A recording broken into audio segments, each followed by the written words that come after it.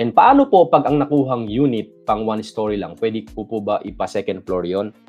Usually kapag po kasi bungalow, yung kanyang foundation pang bungalow lamang 'no.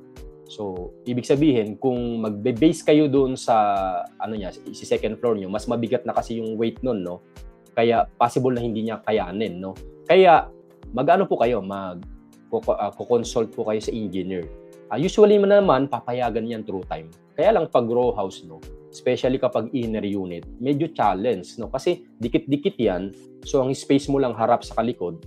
So, kung maglalagay ka ng second floor, challenge yung paglagay pa ng mga poste. Kasi kailangan ng sasalo pa do'n, sa second floor 'no, kailangan ng foundation do'n. So, pero siguro kung corner unit baka i-allow po nila 'no, or maybe 'pag bungalow, ayun okey 'yun 'pag bungalow kasi malaki yung lote kung single attached 'yun, possible po na puwede.